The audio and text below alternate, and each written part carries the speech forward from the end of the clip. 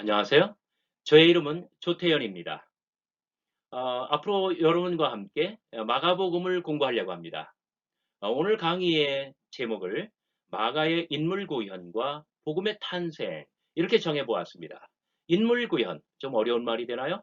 마가복음이 마가가 자신의 복음서에서 뭐 예를 들어서 예수님, 제자들 아니면 뭐 바디메오, 혈루증 여인, 수르보니게 여인 이 많은 사람들 이들을 어떤 사람으로 등장시키며 어떤 특징을 가지고 어떤 특질, 어떤 기질, 어떤 이미지 이런 걸 가지고 어떤 생을 살아내면서 예수와 만나고 만남을 통해서 자신의 인생을 어떻게 변화시키고 그래서 한 사람 한 사람의 이야기가 어떻게 복음으로 탄생되는가 바로 그 문제입니다. 마가의 인물 구현과 복음의 탄생. 저의 마가 해석에 대단히 중요한 부분인데 여러분들 끝까지 잘 들어주시면 대단히 감사하겠습니다. 마가복음이 세상에 나오기 전에 초대교회에서 복음은 무엇이었을까요? 초대교회에서 복음은 예수님의 죽음과 부활에 대한 아주 간략한 선언에 불과했습니다. 가장 대표적인 성경 구절이 고린도전서 15장입니다. 내가 받은 것을 먼저 너희에게 전하였노니 성경대로 그리스도께서 우리 죄를 위하여 죽으시고 장사 지낸 바 되셨다가 성경대로 사흘 만에 다시 살아나사 게바에게 보이시고 후에 12제자에게 또 누구에게 이것을 우리는 캐리그마라고 부릅니다. 이 본문에는 굉장히 중요한 몇 가지 포인트가 있습니다. 여기 네 개의 연속적인 동사가 나타나는데 1번 죽으시고 2번 묻히시고 3번 다시 살아나사 원어를 직역하면 일으킴을 받으사 4번 보이시고 동그라미 1, 2, 3, 4 네 개의 동사가 있는데 성경대로라고 하는 이 두 개의 수식어가 있습니다. 근데 물론 여기 성경은 구약 성서를 뜻합니다. 구약의 예언대로 그리스도께서 우리 죄를 위해서 죽으셨다. 구약 성경의 예언대로 그는 사흘 만에 다시 살아나셨다. 자, 네 개의 동사 가운데 이 성경대로라는 이 수식어가 1번과 3번에게만 붙습니다. 그러면 1번과 2번의 관계는 뭘까요? 돌아가셨기 때문에 묻히신 거예요. 살아나셨기 때문에 보이신 거예요. 그래서 동사 2번은 1번에 종속되고 4번은 3번에 종속됩니다. 그래서 예수 그리스도의 죽음과 부활 이 두 가지를 여기에 관한 간략한 선언을 가져서 우리는 캐리그마라고 부르는 것입니다. 바울은 이 캐리그마를 선대 지도자들로부터 배웠고 받아들였대요. 그리고 그것을 고린도인들에게 전했다고 합니다. 내가 받은 것을 먼저 너희에게 전하였노니. 바울은 49년부터 56년까지 고린도 등 또는 에베소 뭐 이렇게 그런 데에서 지중해 연안에서 왕성하게 활동했습니다. 언제부터 언제까지? 49년부터 56년까지. 그의 편지들은 모두가 다 이 캐리그마에 입각한 권면의 말씀을 전하고 있는 것입니다. 이것이 바로 마가복음이 세상에 출현하기 전에 초대교회에서의 복음이었다라고 설명할 수가 있습니다. 자, 그러면 마가는 이거 어떻게 했을까요? 자, 마가복음은 바울보다 늦게 바울이 49년부터 56년까지 7년 동안 활동했다고 했잖아요. 그로부터 대략 15년 내지 20년 후 서기 70년경 그러니까 예수님 돌아가시고 40년 만에 세상에 나왔습니다. 마가복음은 바울이 받고 전한 복음과 어떻게 다를까요? 캐리그마로서의 복음이 단지 3절에 불과한 아주 짧은 그 선언이라고 한다면 마가복음은 어때요? 1장 1절부터 시작해서 16장 8절까지 이르는 대단히 긴 그런 이야기, 스토리예요. 현대 성서학자들은 그래서 유앙겔리온, 복음 또는 복음서죠. 우리말로 영어로는 gospel 또는 good news. 유앙겔리온을 정의할 때, 복음을 정의할 때 뭐라고 합니까? A story of Jesus. 예수 이야기라고 정의를 합니다. 그래서 마가복음은 마가가 전하는 예수 이야기, 마태의 예수 이야기, 누가의 예수 이야기, 요한의 예수 이야기. 그래요. 복음이란 예수 이야기입니다. 그러니까 바울 때는 캐리그마였어요. 고린도전서 15장 3절부터 5절까지 있는 3, 4, 5 석절. 근데 마가복음 16장이나 돼요. 마태복음 28장이나 돼요. 이렇게 긴 이야기로 발전했다는 거예요. 자, 그의 예수 이야기는 예수의 세례로부터 시작하여 십자가 죽음과 부활로 끝이 납니다. 세례 때는 예수님께서 세례를 받고 물에서 올라오실 때는 하늘에서 어떤 그 비둘기가 성령이 비둘기의 모양으로, 이건 빛의 작용이에요. 내려와 자기 속으로 들어가는 것을 보셨대요. 자, 하늘의 빛을 얻었어요. 그리고 하늘로서 소리가 나기를 너는 내 사랑하는 아들이라 내가 너를 기뻐하노라. 자, 세례 때의 예수는 하늘의 빛과 하늘의 소리를 체험합니다. 바로 이것이 복음의 시작입니다. 그래서 1장 1절 하나님의 아들 예수 그리스도 복음의 시작, 이렇게 시작되고 있어요. 다른 말로는 아르케이 유앙겔리우, 복음의 기원입니다. 거기에 비해서 마가복음의 말미는 어떻습니까? 골고다 언덕 십자가 위에서 예수님께서 마지막 숨을 거두시죠. 그리고 장례를 받으시고 그리고 나서 빈 무덤의 이야기로 마가복음이 끝이 납니다. 이것이 바로 복음의 끝이며 복음의 완성입니다. 자, 마가복음에는 다른 모든 복음서들도 마찬가지겠지만 이렇게 복음의 시작이 있고 복음의 끝이 있습니다. 복음의 기원이 있고 복음의 완성이 있는 거예요. 마가야말로 복음을 원시기독교 복음 캐리그마 했잖아요. 그러나 처음으로 이야기의 장르에 올려놓았습니다. 그래서 마가복음의 저자 마가야말로 최초의 문인이며 신학자라고 말할 수가 있습니다. 자, 마가복음의 배경, 마가가 이야기를 펼치려면은 공간과 시간, 이런 세상이 필요한 거예요. 이야기 세상. 자, 시간적으로 시간과 공간을 펼치는데 마가복음의 시간은 어떻습니까? 마가복음에서는 시간적으로 6월절이 한 번만 나옵니다. 그래서 이야기의 세상은 1년 미만이 되는 거예요. 다시 말해서 1년 미만의 공생의 사역을 마가는 이야기로 펼친다는 거예요. 여러분들은 교회 다니면서 너무나 많이 예수님의 공생애는 3년이라고 들었잖아요. 요한복음이 그런 거예요.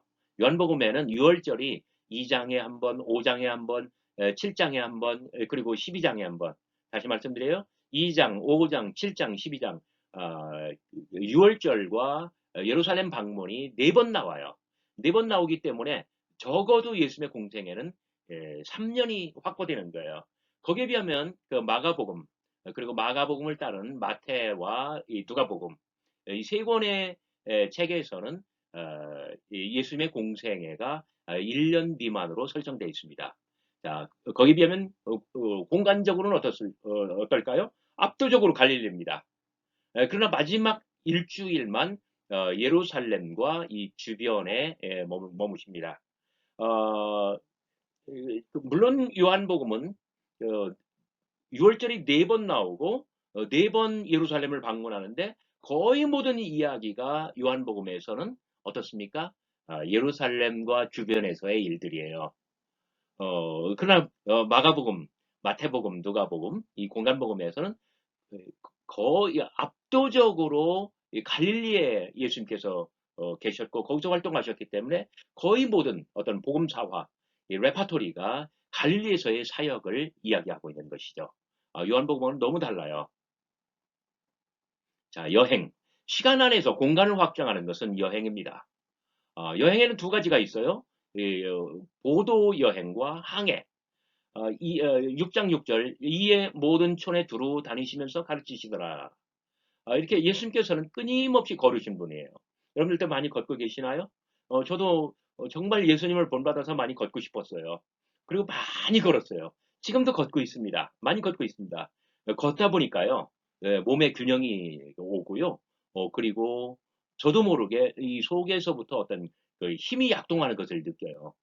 예수님은 하나님의 아들이라 권능이 많으셨고 사람들을 치유하셨겠지만 아마 이 도보 여행을 통해서 많이 걸으시는 것을 통해서 거기에서도 아마 힐링 파워가 나왔던 거예요. 이 치유하는 어떤 권능이 발생했던 것 같아요.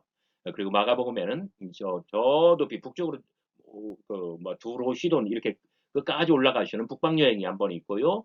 그리고 크게 애둘러서 이렇게 갈릴리 바다 남쪽까지 들어가시고 대가볼리 그리고 일주일 남겨놓고 그 죽음 일주일 앞두고 남쪽으로 쭉 내려와서 예루살렘으로 여행을 하십니다.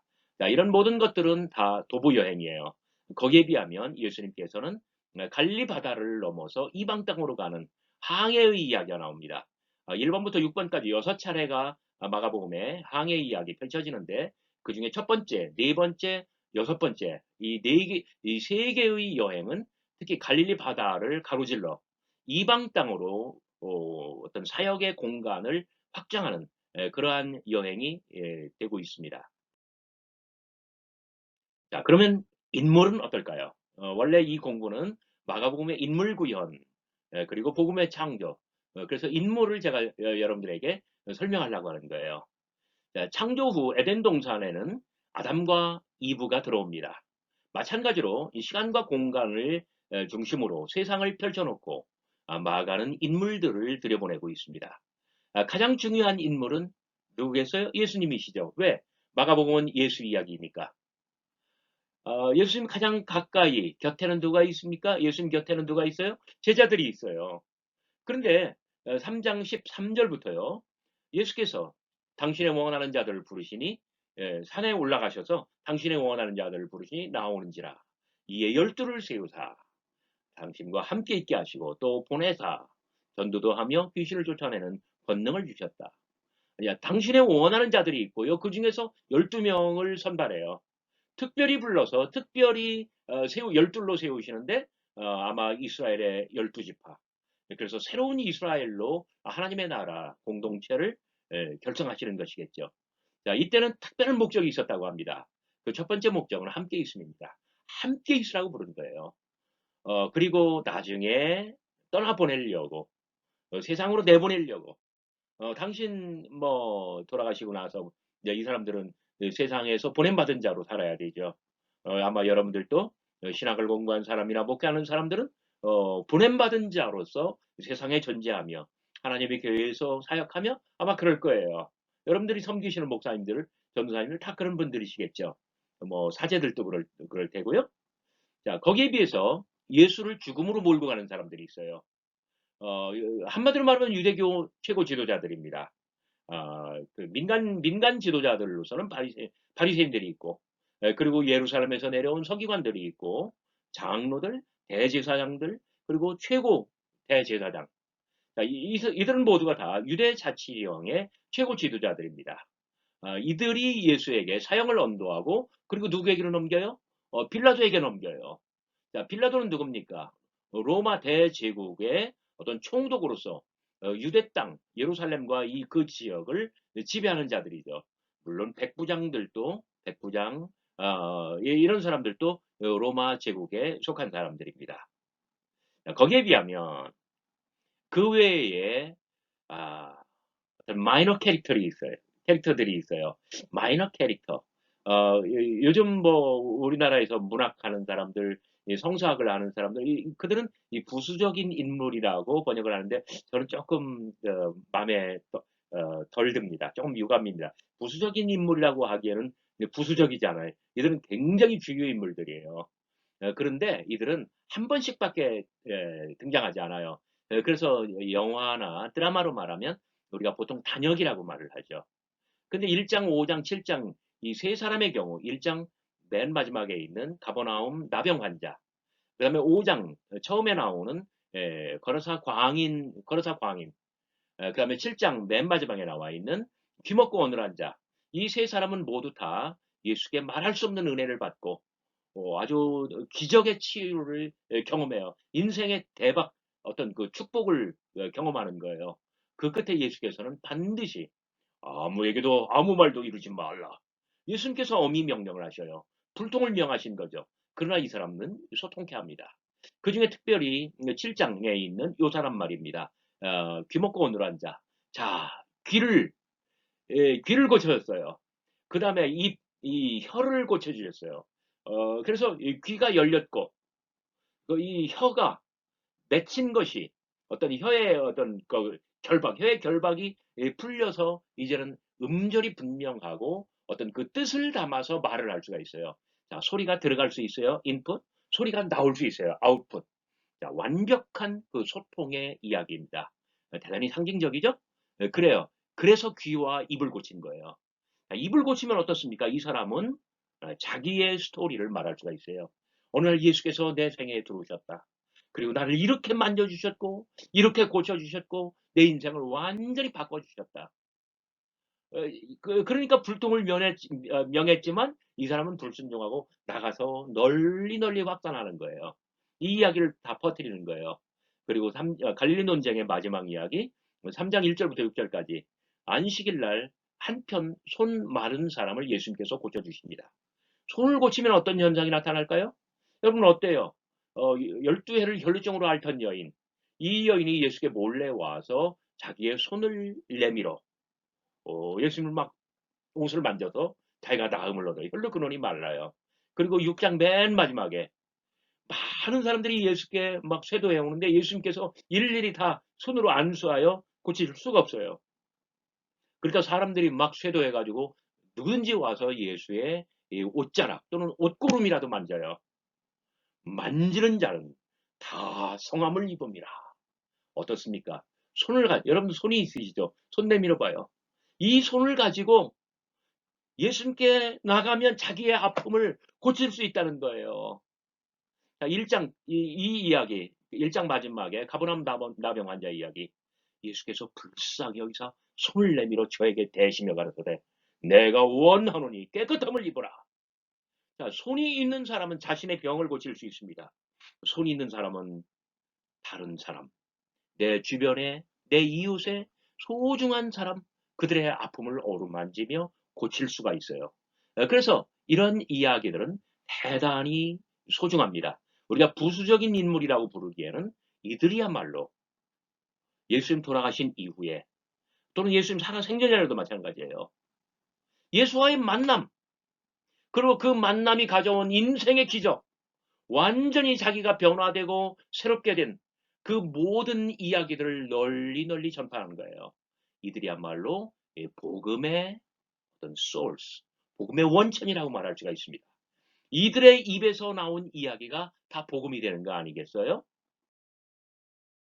마가의 인물 구현과 복음의 탄생, 조금 아까 말씀드린 마이너 캐릭터들, 부수적인 인물로 번역을 했다고 하지만 그러나 그들의 역할은 대단히 크잖아요.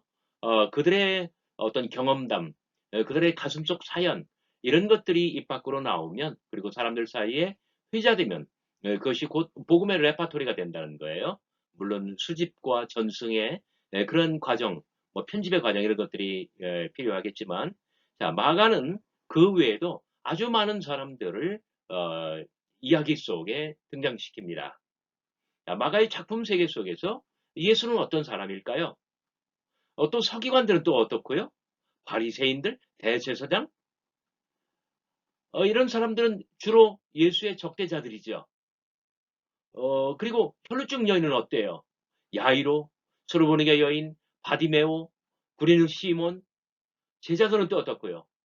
이들은 모두가 다 어떤 그 특질을 가지고 있어요. 예수, 제자들, 유대 지도자들, 개인들, 이야기 세계에서 모든 인물들은 특질을 가지고 있습니다. 문학적인 용어입니다. trait. 특질이란 뭐냐면 사람마다 기질이 있잖아요. 뭐 어떤 그 DNA와 관련되어 있는 것, 아니면 뭐 내향적이거나 외향적이거나, 뭐 어떤 사람은 발표를 잘하고, 어떤 사람은 성격이 급하고, 뭐 어떤 사람은 굉장히 쿨하고 이런 그 특질이 있어요. 모든 사람들이 자신의 어떤 그 특질을 가지고 자기에게 맡겨진 역할을 연기하는 거예요. 그러면은 어떤 그 사건이 일어나고, 그 다음에 어떤 이야기가 구성이 되기 시작하겠죠. 자, 마가복음에서 예수는 어떤 사람입니까? 마음이 약하신 분이에요. 자기보다 강한 사람을 만나면 못된 사람들, 자기보다 강하면 맞서 싸우죠. 그런데 자기보다 약한 사람, 불쌍한 사람, 그런 사람을 만나면은 가슴이 비어져요. 불쌍히 여기다. 손을 내밀어 저에게 대시며 가르치되 내가 원하노니 깨끗함을 받으라. 예수는 그런 분이에요. 거기에 비해서 서기관들, 바리새인들, 대제사장 이런 사람은 어떻습니까? 이런 사람들은 대개 역할이 고정돼 있고요. 결코 변하지 않습니다. 얼굴은 언제나 늘 이렇게 근엄하고요. 그리고 언제나 기회를 찾아서 예수를 이제 묶어 가려고 잡아 가려고 뭐 이 미간을 찡그리고요. 목소리는 저음이고요. 여러분 한번 상상하면 재밌을 것 같아요. 자, 혈루증 여인. 이 여자는요, 진짜 직진형 여자예요. 그리고 자기가 무슨 일을 하는지도 잘 몰라요. 몰래 예수에게 가가지고, 등 뒤로 가가지고 손을 내밀어 예수를 만졌는데, 그 사이에 야유로의 딸이 죽거든요. 야유로의 딸이 죽든지 말든지 자기는 몰라요. 알아도 상관없고. 거기서 야유로는 어떤 사람입니까? 늘 다 알고, 늘 참으며, 말이 없어요. 그 사이에 자기의 딸은 죽잖아요. 수르브니게 여인 싸나워요. 예수와 신학적인 논쟁을 일으키고 예수를 이겨먹어요. 그래서 멀리 있는 자기의 딸을 믿음으로 고쳐내는 믿음의 원격 치유를 이뤄냅니다. 바디메오 어떻습니까? 다윗의 아들 예수여 나를 불쌍히 여기소서. 정말 다급하게 예수를 절박하게 불러서 결국은 눈을 뜨고야 말아요. 구레노 시몬? 예수께서는 아마 구레노 시몬이 당신의 십자가를 지고 가는 걸 바라보시면서 그랬을 거예요. 내 일찍이 누구든지 자기의 십자가를 지라 하였거늘 그리스도의 십자가를 진 그대는 그리스도의 그리스도인가. 또 제자들은 또 어떻습니까? 마가복음에서 가장 주목을 받는 역할이 바로 제자들입니다. 어쩌면 학자들에게는 예수님보다 다른 모든 사람들보다 제자들이 스포트라이트를 받아요. 왜? 너무나 독특하게 그렇게 묘사되어 있기 때문에. 결론부터 말씀드리자면 마가복음에서 예수의 제자들은 늘 실패합니다. 성공하는 적이 거의 없어요. 그래서 이들은 완전한 실패자로 마가복음에 그렇게 등장합니다. 그래서 마가복음을 연구한다면 이 제자들의 misunderstanding, 오해, 제자들의 실패, 제자들의 어떤 그 완전히 망가지는 것, 이 점을 어떻게 볼 것이냐, 이것이 마가복음을 읽을 때에 아주 대단히 중요한 그 과제라고 말할 수가 있습니다. 자, 마가복음에 등장하는 모든 사람들은 자기의 특질에 따라서 자기에게 맡겨진 역할을 연기해요. 그러면 사람은 사건을 일으키죠? 사건은 경험자에게 가슴속 사연을 남깁니다. 눈을 떴어요? 예수와의 그 짧았던 만남 얼마나 강렬합니까? 이것을 말하고 싶어서 정말 입이 근질거려서 참을 수가 없어요. 뭐 가슴속 사연을 말하고 나면은 이것은 자신의 전기적인 경험, 전기적인 이야기, 자전적 이야기가 됩니다. 이런 이야기들이 모이고 그리고 순서를 정해서 배열이 된다면 예수 이야기의 줄거리가 형성되고 그것이 바로 복음의 플롯이 됩니다. 마가복음은 이렇게 해서 세상에 나오게 된 것입니다. 앞서 말씀드렸습니다만은 마가복음 이전에 원시 그리스도 교회에서 복음이란 무엇이었습니까? 예수 그리스도의 죽음과 부활에 대한 짤막한 선언이었습니다. 우리 주 예수 그리스도께서 우리의 죄를 사하기 위하여 우리를 위하여 돌아가셨느니라. 그러나 다시 살아나셨느니라. 이게 복음의 전부예요. 그러나 마가복음은 시간의 축에 공간을 펼치고 예수님께서 도보로 또 항해로 여행을 하면서 공간을 확장하고 그리고 많은 사람들이 여기저기 등장하면서 이야기 숲속에는 어떤 사건이 벌어지고 사건이 나면 이야기가 남고 이야기가 모여서 어떤 예수 이야기의 긴 어떤 레파토리가 되고 그래서 복음이 된 것입니다. 단편 이야기는 훨씬 더 드라마틱하고 재미있는 그런 내용들이 담기게 될 것 같아요. 자, 마가의 인물 구현 두 편의 어떤 동영상이 끝나고 나면은 저는 여러분들과 함께 마가복음 1장 1절부터 16장 8절까지 한 편 한 편의 이야기를 하나의 이야기 극장으로 드라마처럼 이해를 하면서 여러분들과 함께 나누고자 합니다. 여러분 바이블 온에어 이 채널을 많이 사랑해 주시고 아껴 주시고 구독도 눌러 주시고 좋아요도 눌러 주시고 그리고 함께 성서의 구석구석을 함께 감상하고 음미하면 정말 어, 저도 보람이 있고 여러분들에게도 기쁨이 될 것으로 확신합니다. 여러분 대단히 감사합니다. 안녕히 계십시오.